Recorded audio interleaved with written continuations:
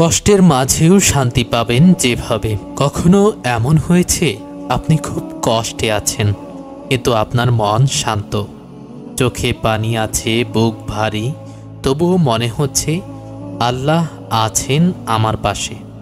এই অনুভূতিটাই হচ্ছে ঈমানের স্বাদ।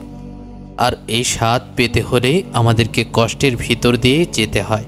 কষ্ট এই শব্দটা শুনলেই বুক ভারী হয়ে আসে। কেউ ভালোবাসার মানুষকে হারিয়েছে, কেউ বেকার, কেউ অসুস্থ, কেউ চাইলেও সুখ খুঁজে পাচ্ছে না। কিন্তু আপনি জানেন কি, কষ্ট থাকা মানেই আপনি শান্তিহীন নন।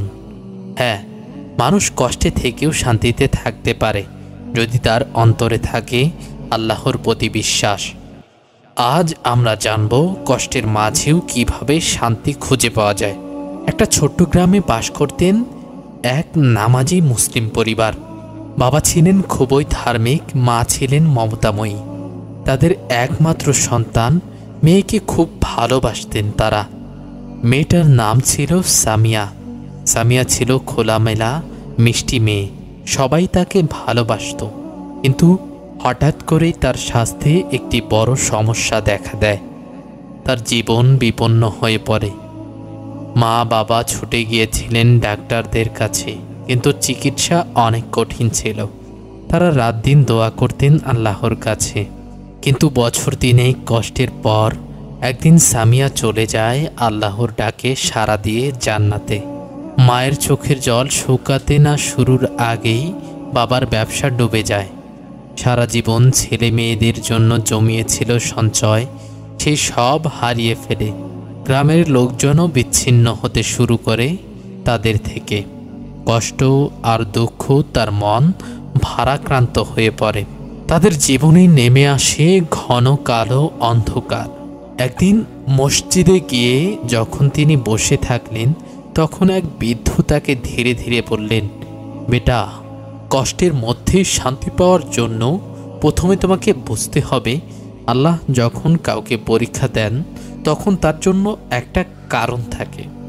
বৃদ্ধ বললেন, তুমি জানো কি কোরআনে আল্লাহ তাআলা বলেছেন, আমি তোমাদেরকে ভয়, ক্ষুধা ও ধন সম্পদের ক্ষয় দিয়ে পরীক্ষা করব, আর তোমাদের জন্য ধৈর্যের পুরস্কার রয়েছে।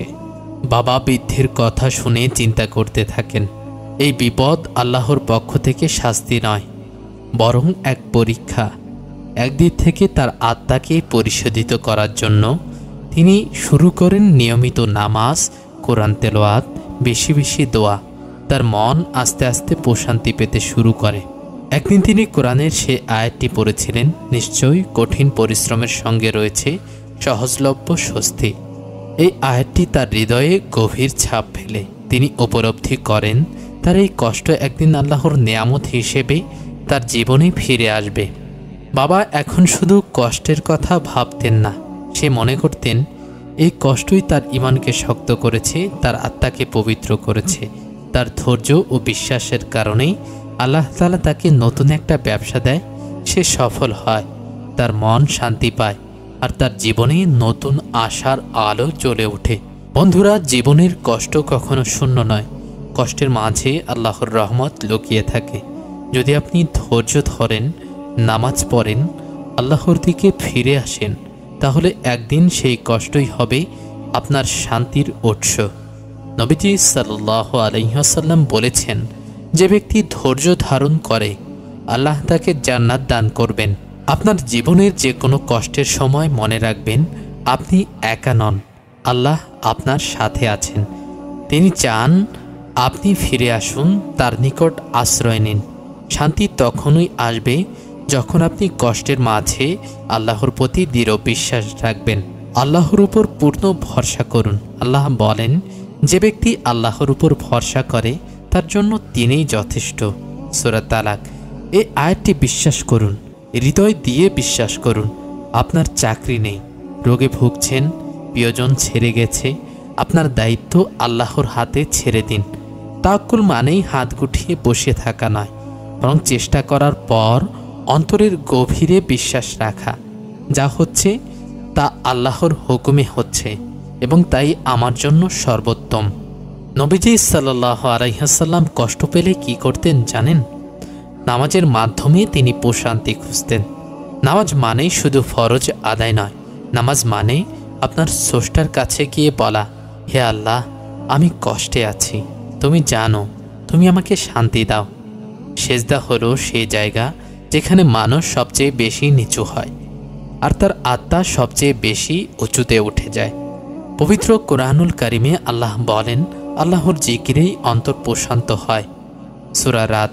দুনিয়ার গান, সিনেমা, ঘোরাঘুরি সবাই আপনাকে কিছু সময়ের জন্য ভুলিয়ে রাখে, কিন্তু কোরআনের শব্দ আপনাকে ভেতর থেকে গড়তে থাকে। আপনি যদি প্রতিদিন মাত্র 10 মিনিট কোরআন তেলাওয়াত করেন বা শোনেন, আপনার হৃদয়ে এমন এক প্রশান্তি আসবে যা টাকার, মানুষের বা সফলতার সাথে মেলে না। দোয়া করুন নিয়মিত, মনে রেখে আল্লাহ শুনছেন। কষ্টে থাকা মানেই আল্লাহ আপনাকে ছেড়ে দিয়েছেন, এটা ভুল ধারণা। আল্লাহ তাআলা বলেন, তোমাদের রব বলেন, তোমরা আমাকে ডাকো, আমি সাড়া দেব। সূরা গাফির। আপনি কাঁদুন, বলুন, হে আল্লাহ, আমি জানি না কিভাবে সব সামলাবো, তুমি আমার জন্য সহজ করে দাও। এই দোয়ার পর আপনি হয়তো জবাব সঙ্গে সঙ্গে পাবেন না, কিন্তু এক অদৃশ্য প্রশান্তি এসে আপনার অন্তরকে ছুঁয়ে যাবে। শুকরিয়া আদায় করুন। হ্যাঁ, কষ্টের মাঝেও শুকরিয়া আদায় করুন। আপনি ভাবতে পারেন কষ্টে থেকেও কিসের শুকরিয়া আদায় করব। আসলে আপনি আজ যেটা হারিয়েছেন তার চেয়েও অনেক কিছু এখনও আপনার কাছে আছে। আপনি বেঁচে আছেন, আপনার দুটো চোখ আছে, আপনার ঈমান আছে। শুকর জানালে আল্লাহ আরও দেবেন। আল্লাহ তাআলা পবিত্র কোরআনে সূরা ইব্রাহিমের 7 নম্বর আয়াতে বলেন, তোমরা যদি কৃতজ্ঞ হও আমি তোমাদেরকে আরও দেব। শুকর আপনাকে বাস্তবতায় টেনে আনে, আর বাস্তবতা আপনাকে হতাশা থেকে রক্ষা করে। দৃষ্টিভঙ্গি বদলান। কষ্ট মানে পরীক্ষা। অনেকে ভাবেন আল্লাহ আমাকে ভালোবাসেন না, তাই আমি কষ্টে আছি। কিন্তু নবী সাল্লাল্লাহু আলাইহি ওয়াসাল্লামের জীবন কেমন ছিল? তিনি সন্তান হারিয়েছেন, স্ত্রী হারিয়েছেন, তার সাহাবীরা নির্যাতিত হয়েছেন, ক্ষুধায় দিন কাটিয়েছেন। তাহলে কষ্ট কি আল্লাহর ঘৃণা? না, বরং ভালোবাসারই রূপ। আল্লাহ যখন কাউকে ভালোবাসেন তখন তিনি তাকে পরীক্ষা করেন। তিরমিজি। আপনি কষ্টে আছেন মানেই আল্লাহ আপনাকে পরীক্ষা করছেন, এবং আপনি যদি ধৈর্য ধরেন তাহলে আপনি আল্লাহর প্রিয় হয়ে উঠছেন। কষ্ট থেকেই শান্তির পথ করে। বন্ধু, মনে রাখুন, কষ্ট অন্ধকার নয়, বরং আলোর পথ। আপনি যদি কষ্টে থেকেও বলতে পারেন, হে আল্লাহ, আমি তোমার উপর ভরসা রাখি, তবে আপনি সেই মানুষের মতো যে ঝড়ের মধ্যে থেকেও ভরসার দীপ্ত আলো দেখতে পায়। চলুন এ পর্যায়ে আমরা আলোচনা করি কষ্টের সময়ে করণীয় সংক্ষেপ। 1. নামাজ ছাড়বেন না। 2. কোরআন প্রতিদিন অন্তত 5 আয়াত পড়ুন। 3. কষ্টের সময় বেশি বেশি দোয়া করুন। 4. ভালো কাজের মাধ্যমে মনোযোগ পরিবর্তন করুন। প্রতিদিন অন্তত 3টা জিনিসের শুকরিয়া আদায় করুন। আল্লাহর উপর ভরসা রাখুন, কারণ তিনি বলেন, নিশ্চয়ই কষ্টের সঙ্গে রয়েছে স্বস্তি। বন্ধুরা, এই ভিডিওটা শেয়ার করুন যারা কষ্টে আছে তাদের সাথে, যাতে তারা আল্লাহকে দোষারোপ করা বন্ধ করে এবং হতাশা থেকে বেরিয়ে আসতে পারে। হয়তো আপনি হবেন সেই মাধ্যম যার মাধ্যমে সে আল্লাহর পথে ফিরে আসবে। এবং ভিডিওটি আপনাদের কেমন লাগলো তা কমেন্ট করে জানাতে ভুলবেন না।